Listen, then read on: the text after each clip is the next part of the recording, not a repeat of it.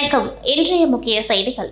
புதுச்சேரி மாநிலம் முழுவதும் 10ஆம் வகுப்பு மற்றும் 12ஆம் வகுப்பு சிபிஎஸ்இ மாணவர்களுக்கு இன்று பொதுத் தேர்வு தொடங்கியது. இதில் 10ஆம் வகுப்பு தேர்வை 122 பள்ளிகளைச் சேர்ந்த 5638 மாணவர்களும், 12ஆம் வகுப்பு தேர்வை 60 பள்ளிகளைச் சேர்ந்த 5566 மாணவர்களும் எழுதுகின்றனர். புதுச்சேரியில் 10ஆம் வகுப்பு மற்றும் 12ஆம் வகுப்பு மத்திய இடைநிலை கல்வி வாரிய பொதுத் தேர்வுகள் 17ஆம் தேதி இன்று முதல் வருகின்ற மார்ச் 9ஆம் தேதி வரை புதுச்சேரி, காரைக்கால், மாஹே மற்றும் ஏனாம் பகுதிகளில் நடைபெறுகிறது.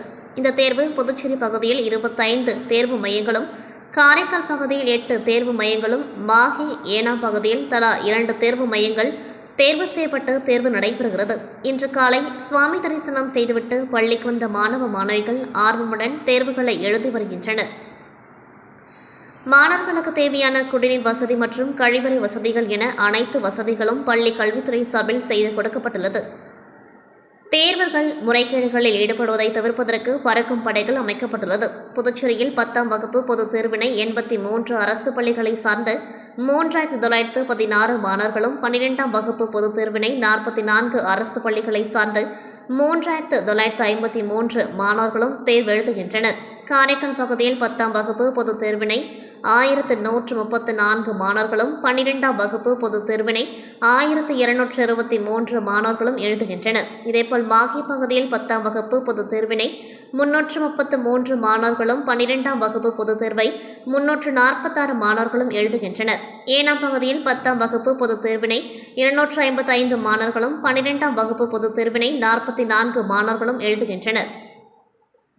தேர்வு நடைபெறும் நாட்களில் தேர்வு எழுத வருகை தரும் தேர்வர்கள் எவரும் அலைபேசி மற்றும் எந்தவொரு தகவல் தொடர்பு சாதனங்களையும் எடுத்து வர தடை செய்யப்பட்டுள்ளது. தேர்வு மையத்தில் ஒழுங்கின செயலில் ஈடுபடும் தேர்வர்கள் கண்டறியப்பட்டால் கடுமையான தண்டனை வழங்கப்படும் என்றும் எச்சரிக்கப்பட்டுள்ளது. தேர்வு எழுதும் மாணவ மாணவிகளுக்கு துணைநிலை ஆளுநர் கைலாஷ்நாதன், முதலமைச்சர் ரங்கசாமி உள்ளிட்ட பல்வேறு அரசியல் கட்சி தலைவர்கள் வாழ்த்துக்களை தெரிவித்துள்ளார்கள் என்பது குறிப்பிடத்தக்கது.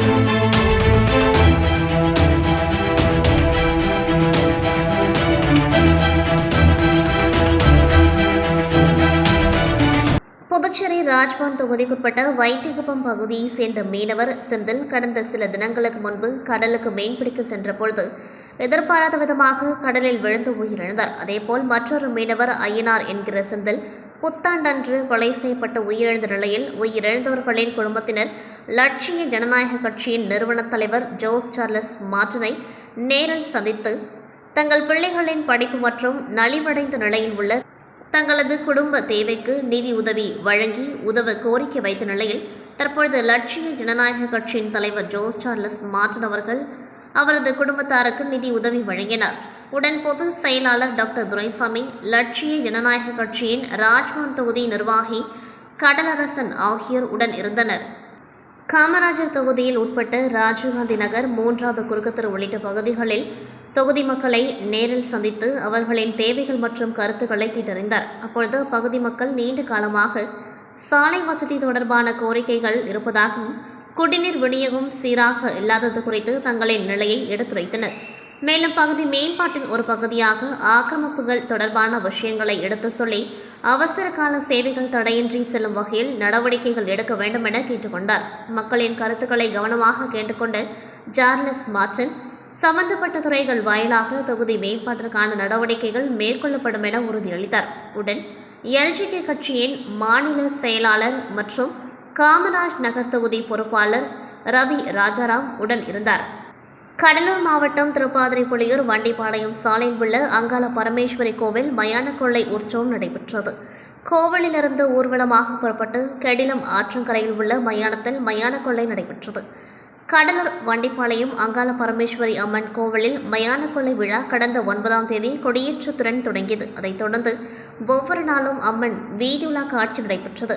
3 முக இருளகண்டலுடன் வீதி உலா, பூவாலை கப்பறையுடன் வீதி உலா, அக்னி கரகத்துடன் அன்ன வாகனத்தில் வீதி உலா நடைபெற்றது. விழாவின் முக்கிய நிகழ்ச்சியான மயான கொள்ளை விழா இன்று நடைபெற்றது. இதையொட்டி அங்காள பரமேஸ்வரி அம்மனுக்கு சிறப்பு அலங்காரம் செய்யப்பட்டு மகா தீப ஆராதனை நடைபெற்றது. மதியம் 1:30 மணிக்கு அம்மன் பூத வாகனத்தில் எழுந்தருளினார். அதையடுத்து சுவாமி புறப்பாடு நடைபெற்று கடலூர் ஜவான் பவன் சாலையில் உள்ள மயானத்தை சென்றடைந்தது. அதையடுத்து சுவாமி புறப்பாடு நடைபெற்று கடலூர் ஜவான் பவன் சாலையில் உள்ள மயானத்தை சென்றடைந்தது. அங்கு மேல தாளங்கள் முழங்க மயான கொள்ளை விழா நடைபெற்றது. இதில் பக்தர்கள் காணிக்கை அம்மன் மீது வாரி இறைத்தனர். அன்னதானமும் வழங்கப்பட்டது. இதில் திரளான பக்தர்கள் கலந்து கொண்டு சுவாமி தரிசனம் செய்தனர். புதுச்சேரி புதுநகரில் அருள்மிகு ஸ்ரீ குரத்தி பரமேஸ்வரி அம்மன் ஆலயம் உள்ளது. இந்த ஆலயத்தில் 41ஆம் ஆண்டு மாசி மாத அமாவாசை பூஜை விமர்சையாக நடைபெற்றது. இதனை ஒட்டி காலை முதல் மகாயாக பூஜை நடைபெற்றது. தொடர்ந்து பால்குட ஊர்வலம் மற்றும் அபிஷேகம் நடைபெற்றது. கெங்கையம்மன் குளக்கரையிலிருந்து 500க்கும் மேற்பட்ட பக்தர்கள் பால்குடம் எடுத்து ஊர்வலமாக புறப்பட்டு புதுநகரில் எழுந்தருளியிருக்கும் ஸ்ரீ குரத்தை பரமேஸ்வரி அம்மன் கோவிலுக்கு வந்து தங்களின் நேர்த்திக்கடனை செலுத்தினர். பின்னர் சுவாமிக்கு பாலாபிஷேகம் செய்யப்பட்டு சுவாமிக்கு மகா தீப ஆராதனை காண்பிக்கப்பட்டது. இதில் புதுச்சேரி, விழுப்புரம், திண்டிவனம், கடலூர், சென்னை உள்ளிட்ட ஊர்களிலிருந்து திரளான பக்தர்கள் கலந்து கொண்டு தங்களது நேர்த்திக்கடனை செலுத்தி சுவாமி தரிசனம் செய்தனர். பின்னர் பூஜையில் கலந்து கொண்ட பக்தர்கள் அனைவருக்கும் பிரசாதம் வழங்கப்பட்டது. விழா ஏற்பாடுகளை ஜெயபாலன் என்கின்ற ஜெயமூர்த்தி, நாகலட்சுமி, சதீஷ் என்கிற முத்துகிருஷ்ணன், ஆறுமுகம், அருள் ஜோதி, சக்கரவர்த்தி மற்றும் ஊர் பொதுமக்கள் உள்ளிட்டோர் செய்திருந்தனர். புதிய பைபாஸ் ரோட்டில் அமைந்துள்ள அனுபவ வித்யாசுரம் உயர்நிலைப் பள்ளியில் 11ஆம் ஆண்டு விழா பள்ளி வளாகத்தில் வெகு விமர்சையாக கொண்டாடப்பட்டது. இதில் இந்திராநகர் சட்டமன்ற உறுப்பினர் AKD ஆறுமுகம் அவர்கள் தலைமை அழைப்பாளராக கலந்து கொண்டு விழாவினை சிறப்பித்தார். மேலும் முதலியார்பேட்டை காவல்துறை வட்ட ஆய்வாளர் கண்ணன், தொழிலதிபர் புவனேஸ்வரன், தனியார் பள்ளி கூட்டமைப்பு தலைவர் ரங்கநாதன், புதுவை விளையாட்டுக் கழக செயலாளர் ஸ்டாலின் ஆகியோர் சிறப்பு அழைப்பாளராக கலந்து கொண்டார்கள். 2025-26ஆம் ஆண்டு பள்ளி மற்றும் மாநில அளவில் சாதனை படைத்த மாணவ மாணவியருக்கு பரிசும் சான்றிதழும் அளித்து கௌரவிக்கப்பட்டனர். இதில் திரளான பெற்றோர் மற்றும் பொதுமக்கள் கலந்து கொண்டு மாணவர்களை ஊக்கப்படுத்தினர்.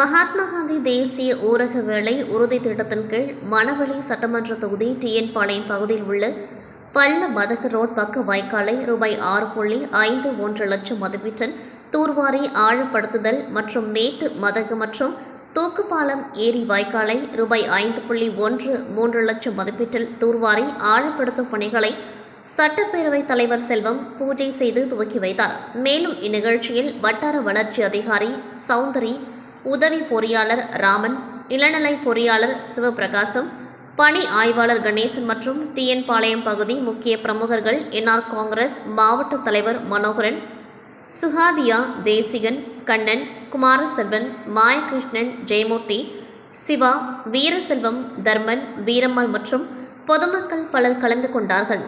மகா சிவராத்திரி இந்துக்களால் கொண்டாடப்படும் சிவனுக்குரிய விரதமாகும். இவ்விரதம் ஆண்டுதோறும் மாசி மாதத்தில் வரும் கிருஷ்ணபட்ச தேய்பிரை சதுர்தசி திதியில் இரவில் கொண்டாடப்படுகிறது. உலகம் முழுவதும் உள்ள சிவாலயங்களில் கொண்டாடப்படும் இந்த மகா சிவராத்திரி விழாவானது 4 சம பூஜை அல்லது 6 ஜம பூஜை நடைபெற்றது. இதன் ஒரு பகுதியாக அரியங்குப்பம் கொமேன் அபிஷேகப்பாக்கம் பகுதியில் அமைந்துள்ள ஐயுற்று மகாதேவர் ஆலயத்தில் 16ஆம் ஆண்டு மகா சிவராத்திரி விழா மிக சிறப்பாக நடைபெற்றது. இதில் நடைபெற்ற 2ஆம் ஜாம சிவராத்திரி பூஜையில் அரியங்குப்பம் கொமேன் பஞ்சாயத்து முன்னாள் சேர்மன் ஆனந்தன் கலந்து கொண்டு சுவாமி தரிசனம் செய்தார். அவருக்கு ஆலய நிர்வாகிகள் சார்பில் பொன்னாடை போர்த்தி மாலை அணிவித்து மரியாதை செய்தனர்.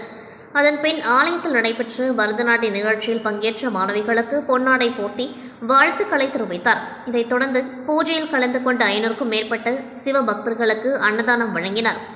நிகழ்ச்சிக்கான ஏற்பாட்டினை ஆலய நிர்வாகிகள் மற்றும் ஊர் பொதுமக்கள் செய்திருந்தனர். புதுச்சேரியில் ஆளும் NR காங்கிரஸ் பாஜக அரசின் செயல்பாடுகளை கண்டித்தும் புதுச்சேரியில் நேர்மையான நிர்வாகத்தை அளிப்பது, இளைஞர்களுக்கு வேலைவாய்ப்பை ஏற்படுத்தி கொடுப்பது, பொது சொத்துக்களை பாதுகாப்பது, அதிகாரத்தில் இருப்பவர்களிடமிருந்து மக்களை காப்பாற்றுவது என்ற குறிக்கோளுடன் புதுச்சேரியில் உள்ள 23 தொகுதிகளில் காங்கிரஸ் சார்பில் கடந்த மாதம் 21ஆம் தேதி முதல் புதுச்சேரிக்கான நடைப்பயணம் என்ற தலைப்பில் பாத யாத்திரை நடைபெற்றது. இந்த நிறைவு நாள் பயணமாக இன்று நடைபெற்ற நடைப்பயணத்தில் காங்கிரஸ் கட்சியின் தேசிய பொதுச் செயலாளரும் எம்பியுமான KC வேணுகோபால் பங்கேற்றார். அவருடன் புதுச்சேரியின் மேலிட பொறுப்பாளர் கிரிஷ் சோடங்கர், புதுச்சேரி மாநில காங்கிரஸ் தலைவர் வைத்திலிங்கம், முன்னாள் முதல்வர் நாராயணசாமி, சட்டமன்ற உறுப்பினர்கள் வைத்தியநாதன், ரமேஷ், பரம்பத் உள்ளிட்ட ஆயிரக்கணக்கான காங்கிரஸ் கட்சியினர் பங்கேற்றனர். பேரணியானது கோகோ பார்க் அருகிலிருந்து புறப்பட்டு காமராஜ் சாலை நேரு வீதி வழியாக வந்து மிஷன் வீதியில் பேரணி நிறைவடைந்தது. பின்னர் காங்கிரஸ் கட்சியினர் மத்தியில் பேசிய KC வேணுகோபால், புதுச்சேரியில் கடந்த 5 ஆண்டு காலத்தில் உருப்படியான மக்கள் நலத்திட்டம் எதுவும் நிறைவேற்றப்படவில்லை. கடந்த தேர்தலுக்கு முன் புதுச்சேரி வந்த பிரதமர் புதுச்சேரியை முதலிடத்துக்கு கொண்டு வருவோம், பெஸ்ட் புதுச்சேரியாக்குவோம் என்றார். இப்பொழுது என்ன நிலைமை, என்ன நடந்தது மக்களுக்கு தெரியுமா? டபுள் என்ஜின் ஆட்சி என்ன ஆனது? புதுச்சேரிக்கு மாநில அந்தஸ்து, விமான நிலையம் விரிவாக்கம் நடைபெறவில்லை. காரைக்கால் துறைமுகம் வெற்றிவிட்டதோடு அதானி துறைமுகமாக மாறிவிட்டது. உங்களுக்கு இந்த மகிழ்ச்சி அளிக்கிறதா? இளைஞர்களுக்கு வேலைவாய்ப்பு இல்லை, இளைஞர்கள் சகோதரிகள் பாதிக்கப்படுகின்றனர். ஒரு வாக்குறுதி கூட நிறைவேற்ற முடியாதது டபுள் என்ஜின் ஆட்சியா? புதுச்சேரி மக்களுக்கு எதுவும் செய்யாமல் மருந்து ஊழலில் 10,000 கோடி ஊழல்தான் செய்தனர். மருந்து தொழிற்சாலை எவ்வித அனுமதி இல்லாமல் ஆட்சியாளர்கள் தயவோடு நடந்துள்ளது. கரப்ஷன் ஹப்பாக தேசிய ஜனநாயக கூட்டணி ஆட்சியில் புதுச்சேரி மாற்றப்பட்டது. கடந்த ஆட்சியில் ஒன்றிய அமைச்சர்களை சந்தித்தும் ஒன்றும் உருப்படியாக நடக்கவில்லை. வரும் தேர்தலில் காங்கிரஸ் கூட்டணி தான் வெற்றி பெறும். அவர்களுக்கு மக்கள் பாடம் புகட்டுவார்கள். கரப்ஷனுக்கு பதிலடி கொடுப்பார்கள். தெருவில் இறங்கி மக்களை சந்தித்த பொழுது அவர்கள் இந்த ஆட்சியின் மீது வெறுப்பை வெளிக்காட்டியுள்ளனர். எனவே காங்கிரஸ் கூட்டணி தான் வெற்றி பெறப் போகிறது என்றார். தொடர்ந்து என்ஆர் காங்கிரஸ் கட்சியை சேர்ந்தோரும் முன்னாள் துணை சபாநாயகருமான TPR செல்வம் அக்கட்சியிலிருந்து விலகி பொதுச் செயலாளர் KC வேணுகோபால் முன்னிலையில் காங்கிரஸ் கட்சியில் இணைந்தார்.